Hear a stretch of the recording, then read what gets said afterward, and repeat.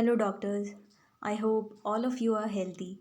Today, my topic is chapter number 4 of Ashtang Hriday, that is Roganutpadaniya. It is very important chapter also for the theory examination as well as इसमें कुछ questions entrance exam में भी पूछे जाएंगे. ठीक है, तो disease symptoms and treatment मैंने आपके लिए एक चार्ट फॉर्म में बनाया है, बहुत ही शॉर्ट टॉपिक में.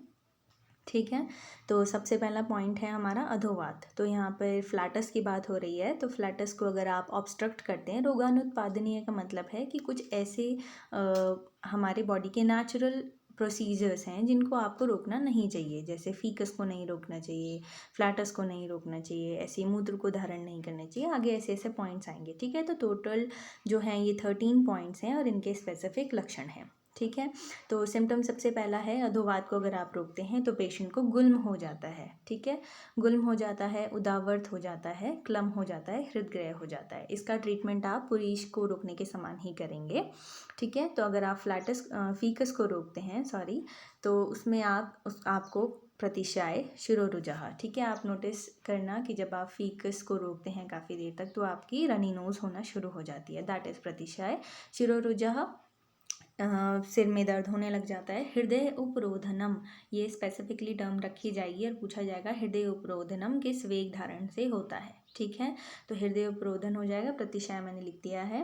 परिकर्तिका is cutting sort of pain in the anus. ठीक है, पिंडिको उद्वेष्ट हो जाएगा. तो ये सारी बातें हमारी जो हैं इनमें से इम्पॉर्टेंट है. हृदय उपरोधन को आप सर्कल कर सकते हैं, पिंडिकोद्वेष्ट को आप सर्कल कर सकते हैं. ओके, तो इसमें ट्रीटमेंट आपको क्या देना है, अवगाहन कराना है. अवगाहन इज आपको हॉट सेट्स बाथ लेना है.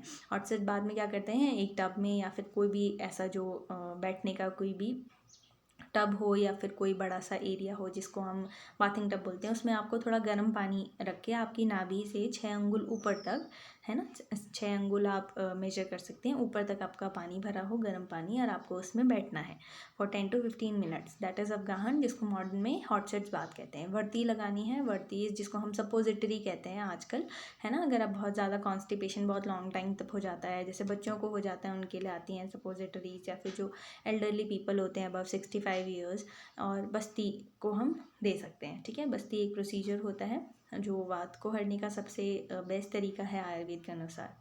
ठीक है, नेक्स्ट आया मूत्र. मूत्र में आपको अश्मरी, अगर आप बहुत ज़्यादा यूरिन को धारण करके रखेंगे, है ना, रोक के रखेंगे, ऑब्स्ट्रक्ट करेंगे, तो जो हमारे कैल्कुलाई होते हैं वो डेवलप होने के बहुत ज़्यादा चांसेस होते हैं, मोस्टली हमारे यूरिनरी ब्लैडर में. ठीक है, अंग भंग मतलब बॉडी में पेन होना शुरू हो जाएगा, जैसे कोई पूरी बॉडी में सुई चुभा रहा हो, इस टाइप का पेन. ठीक है, इसमें हम अपपीड़क सर्पी देते हैं. अपपीड़क सर्पी इज़ कि आपको खाने से पहले भी घृतपान कराना है और खाने के बाद भी घृतपान कराना है. This is very important. अपपीड़क सर्पी रख के पूछ लिया जाएगा कि किस में देते हैं. ठीक है, मूत्र में.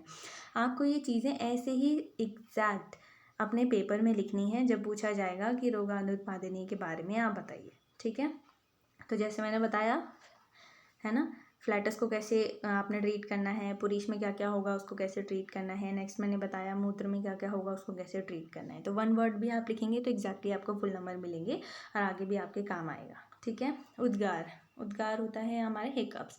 अगर आप उसे जानबूझ के ऑब्स्ट्रक्ट करते हैं तो जो वायु ऊपर आ रही है आप उसे अपने एब्डोमेन में ही रख देंगे तो उससे विबंध हो जाएगा. ठीक है, दूसरा हृदय रोग हो सकते हैं. तीसरा आदमान हो सकता है, कास हो सकता है, हिक्का हो सकता है. हिक्का इज हिकअप्स और कास इज हमारा कफिंग रिफ्लेक्स और आदमान मतलब हमारी एब्डोमेन ब्लोटिंग. तो इसमें आपको हिक्का के समान चिकित्सा करनी है. आगे आप पढ़ेंगे कि आपने हिकअप्स को रोकने से क्या चिकित्सा करनी है. ठीक है, शुद्ध. तो शुद्ध क्या होता है, आपकी छींक आना. जब कुछ लोग होते हैं ना जो छींक आती है तो उसको नाक बंद कर लेते हैं ताकि मतलब थोड़ा एम्बैरस फील ना करें आप पब्लिक प्लेसेस में, पर आपको ऐसा नहीं करना है. जितनी आपकी पोटेंसी है आप डेफिनेटली आप उसमें थोड़ा सोशली बिहेव करने के लिए हाँ की यूज़ कर सकते हैं, ये सब कर सकते हैं, पर आपको उसे रोकना नहीं है. ठीक है, इससे क्या होता है, इंद्रिय दौर्बल्य होता है. इंद्रिय दौर्बल्य इसकी आपकी आँखें कमज़ोर हो सकती हैं. दूसरा आपकी स्मेलिंग पावर कमज़ोर हो सकती है, हियरिंग पावर कमज़ोर हो सकती है. तो इंद्रिय दौर्बल्य को आचार्य वाग्भट ने बताया है. दूसरा मन्यास्तंभ. मन्यास्तंभ इज़ कि आपका जो लोअर जॉ है वो स्तंभ मतलब रुक सकता है, मतलब जिसको हम कहते हैं पैरालिसिस होना या ऑब्स्ट्रक्ट होना, ऐसा हो सकता है. तो मन्यास्तंभ को आप ऐसे समझ सकते हैं कि आपका जो जॉ है, जॉ बोन जो है वो ख़राब हो गया है, ठीक है। अर्देथिस या फिर आपका पूरा हाफ फेस पैरालिसिस हो सकता है या फुल फेस पैरालिसिस हो सकता है, ठीक है। फेशियल पैरालिसिस को हम अर्दित कहते हैं, ठीक है। इसमें आपको क्या कराना है, कवल करवाना है। तो कवल किससे कराते हैं हम, कल्क से कराते हैं। कल्क क्या होता है, कल्क जो होता है, जैसे हम किसी भी औषधि को ले लें, मान लिया आप दूर्वा को ले लें, दूर्वा को हमने बिल्कुल चटनी जैसा पीस दिया है और उसको मुंह में भर दिया है, उसको हम कवल कहते हैं, ठीक है। दूसरा, स्नेह धारण करा सकते हैं, स्वेदन करा सकते हैं, ठीक है। स्नेहन और स्वेदन करा सकते हैं, इसे फुल फेस पे आप मसाज करवा सकते हैं। उसके बाद आप उसको लाइट स्वेदन दे सकते हैं। लाइट स्वेदन देना है क्योंकि हमारे ऊर्ध्व जत्रुगत जितने भी रोग हैं उनमें वो सारे बहुत ही ज़्यादा सेंसिटिव होते हैं अग्नि के लिए, ठीक है। नेक्स्ट पॉइंट आता है तृष्णा। तो तृष्णा, अगर आपको बहुत प्यास लग रही है, आपने बहुत देर तक प्यास रोक दी है, आप ये हैबिट है कि आप मतलब पानी नहीं पीते हैं, आप तृष्णा को रोक के रखते हैं। एक टाइम ऐसा आता है जब आप रेसिस्टेंट हो जाते हैं कि ठीक है आप प्यास लग रही है, कोई बात नहीं, कंट्रोल कर लेंगे, है ना, पानी नहीं पीते, बॉटल नहीं ले जाते हैं बहुत लोग। तो उसमें ऐसा होता है, अंगसाध होना शुरू हो जाता है, बॉडी में पेन होना शुरू हो जाता है। सबसे इंपॉर्टेंट पॉइंट बाधिर्य, ये पॉइंट PYQ है, ये पूछा गया है। और हृदगद, हृदय गद किस में आया है, तृष्णा में। और अभी हमने पहले पढ़ा था हृदय उपरोधन पुरीश में, ठीक है। तो ये बातें दोनों आपको याद रखनी है, मैंने PYQ पुरीश के लिए भी बोला था, ठीक है। दूसरा पॉइंट है शुद्धा, सॉरी, तृष्णा का ट्रीटमेंट पहले आपको बता देते हैं। इसमें शीत विधि आपको करनी है। शुद्धा, तो शुद्धा जो है, शुद्धा इस भूख लगना, भूख लगने को आप कंट्रोल करते हैं, तो इसमें अंग भंग होने लग जाता है। अंग भंग हमारा मूत्र में भी हो रहा था, ठीक है। तो आपको ये बातें याद रखनी है जो कॉमन है, ठीक है। दूसरा पॉइंट है इसमें कार्शिया। अगर आप बहुत ज़्यादा भूख को कंट्रोल करेंगे और ऐसा आप रेगुलरली करते रहेंगे तो आप बहुत ज़्यादा इमैसिएट होते चले जाएंगे, ठीक है। इमैसिएशन ऐसे ही स्टार्ट होता है। तो आपको पेशेंट को क्या करना है, आप बहुत सारा नहीं खिलाना है। सबसे पहली बात, कोई भी भूखा है तो उसे बहुत सारा नहीं खिलाना है, और ऐसे नहीं कि पुराना बासी भोजन दे दिया, बिल्कुल भी ऐसा नहीं करना है। आपको पेशेंट को लघु, स्निग्ध, उष्ण और अल्प भोजन, ये स्पेसिफिकली रख के पूछ लिया जाएगा। लघु चेंज कर देंगे, यहाँ पे गुरु कर देंगे, ठीक है। और स्निग्ध की जगह कुछ और कर देंगे, उष्ण की जगह शीत कर देंगे, शीतोष्ण कर देंगे, नहीं, बिल्कुल स्पेसिफिक टर्म याद रखनी है। लघु, स्निग्ध, उष्ण और अल्प भोजन आपको पेशेंट को कराना है, ठीक है। नेक्स्ट पॉइंट आता है निद्रा। तो अगर सोने का बहुत ज़्यादा शौक नहीं है, बहुत लोगों को होता है, रात भर फ़ोन चलाते रहते हैं और सुबह फिर उसके बाद हॉस्पिटल जाना है, तो ऐसा आप स्केड्यूल बिल्कुल अपना ना बनाएं, ठीक है। तो निद्रा को अगर धारण करते हैं तो अक्षी गौरव, जो हमारी आइज़ हैं उनमें गुरुता आनी शुरू हो जाती है। पेशेंट को आलस्य आना शुरू हो जाता है, पूरे दिन ऐसा लगता है कि बहुत ज़्यादा वो इजी ब्रीजी फील नहीं करते हैं, ठीक है। इसलिए नहीं करते हैं क्योंकि रात को निद्रा ढंग से नहीं ले पाते हैं। नेक्स्ट पॉइंट, इसमें जृंभ आती रहती है, ऑल डे आप यॉन करते रहेंगे, तो that is also not a good habit. तो निद्रा के वेग को आपको धारण नहीं करना है। जिस समय नींद आ रही है सारे काम छोड़िए, एक्सेप्ट ऑन पेपर टाइम्स, तो बाकी आप सो जाइए, ठीक है। अंग मर्द, बॉडी में पेन होना शुरू हो जाता है।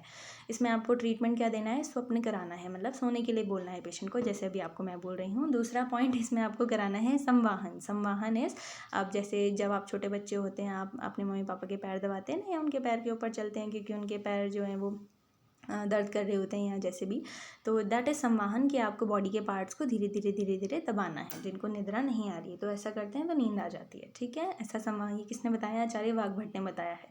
नेक्स्ट है कास। अगर आपको कफ आ रहा है और आप उसे जानबूझ के रोक रहे हैं किसी भी कारण से XYZ, तो ऐसा आपको नहीं करना है क्योंकि उससे हृदय आमय हो जाता है, ठीक है। जो हमारा हार्ट है वो ऐसा लगता है जैसे बहुत भारीपन आ गया है उसमें। हिदमा, हिदमा इज़, हिदमा अभी हमने ऊपर पढ़ा था ना, हिदमा इज हिक्का आना बार बार, ठीक है। शोष मतलब बहुत ज़्यादा कमज़ोर होता चला जाता है, श्वास होना शुरू हो जाता है। इसमें कासग्न विधि, जितने भी कास वाले चैप्टर का ट्रीटमेंट आगे बताएंगे, तो कास वाली जो ट्रीटमेंट है वो आपको देनी है, ठीक है। श्रम श्वास, कि आपने बहुत ज़्यादा दौड़ के आए और आप बैठ गए, फिर आपने मतलब अब रेस्ट नहीं किया, उसके बाद आपने सांस भी बहुत ज़ोर ज़ोर से नहीं ली, आपको शर्म आ रही है, XYZ कुछ भी, और फिर उसके बाद आपको ये रोग डेवलप हो जाते हैं। तो उसमें गुल्म हो जाता है, हृदय रोग हो जाते हैं, समूह हो जाता है। आपको याद रखना है हृदय रोग कहाँ लिखा है, हृदय ग्रह कहाँ लिखा है, ठीक है। ये चीज़ें आपको याद रखनी है। आप इन्हें स्पेसिफिकली मार्क कर लें, सर्कल कर लें, ठीक है। इसमें वातअग्नि क्रिया आपको करनी है, बहुत ही आसान है अगर आप इनको सीधे सीधे तरीके से देखें। मैंने 1 वर्ड में लिखा है, ठीक है। जृंभा, अगर आप जमाई को रोकते हैं बार बार तो उससे शब्द होने लग जाता है, बार बार आपको छींकें आने लग जाती हैं, क्योंकि आप एक जगह से रोकेंगे काम तो वो होना ही है, ज़बरदस्ती छींक आने शुरू हो जाती है। तो आपको इसमें सर्व अनिल जित, वात हर जितने भी कर्म हैं जैसे वाथर क्या है, स्नेहन है, वाथर क्या है, स्वेदन है। ये सारी चीज़ें जितनी भी हैं आपको ये करानी है, ठीक है। अश्रु, कोई रो रहा है, आप उसे बोले ज़बरदस्ती चुप हो जाओ चुप हो जाओ, तो आई जो आंसू हैं वो अंदर ही रुक जाएंगे, वो अच्छी बात नहीं है ना। जैसे हम कहते हैं कि रोने दो दिल हल्का हो जाएगा, that is very very important. तो ऐसा ही हमारे आचार्य ने बताया है कि अश्रु के वेग को नहीं रोकना है। अगर अश्रु के वो वेग को आप रोकते हैं तो उससे आपको पीनस हो जाएगा, दैट इज़ रनी नोज़ हो जाएगी। आपने कभी देखा होगा जब आप रोते हैं या थोड़ा स्टॉप करते हैं रोना तो आपकी नोज़ से भी पानी आने लग जाता है, तो दैट इज़ वेरी इंपॉर्टेंट। दूसरा, अक्षी रोग हो जाते हैं, शिरोरोग हो जाते हैं, हृदय रोग हो जाते हैं, मन्यास्तंभ हो जाता है। अभी मैंने पीछे बताया था मन्यास्तंभ क्या होता है, गुल्म रोग हो जाता है, ठीक है। तो इसमें पेशेंट को आपने क्या करना है, जो रो रहा है उसको स्वप्न कराना है, अगर वो मद्य पीता है तो मद्यपान कराना है, और प्रिय कथा मतलब आपको उसने अच्छी अच्छी स्टोरी सुनानी है, कोई अच्छी बातें सुनानी है जिससे वो पेशेंट अपना उस समय का गम भूल जाए, ठीक है। नेक्स्ट पॉइंट है छर्दी। तो छर्दी में अगर आप ज़बरदस्ती वॉमिटिंग रिफ्लेक्स को रोकने का काम करते हैं तो उससे हमें स्किन डिजीज़ हो जाती हैं। आपको ये बात बस याद रखनी है, ठीक है। स्किन डिजीज़ में क्या, कुष्ठ होना, कोट होना, विसर्प होना। विसर्प is like herpes, not exactly herpes, ठीक है। तो आप आयुर्वेदिक जो डायग्नोसिस है और जो मॉडर्न डायग्नोसिस है उनको बिल्कुल अलग लेके चलेंगे, तो फिर भी एक याद रखने के तरीके से मैं आपको बता रही हूँ, ठीक है। कुष्ठ हो जाएगा, कुष्ठ में सोरियासिस हो सकता है, स्किन की कोई भी डिजीज़ हो सकती हैं, जैसे हमारा दद्रू जिसको हम कहते हैं वो हो सकता है, ठीक है।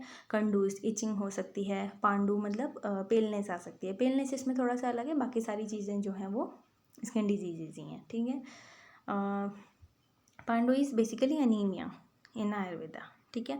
तो इसमें आप गंडूज धारण कराएंगे, पेशेंट को धूम कराएंगे, ठीक है, ये सब कराएंगे। और सर्दी में ये आमय व्यंग और शवथु भी हो जाता है, ठीक है, ये बात भी आप ध्यान रख सकते हैं।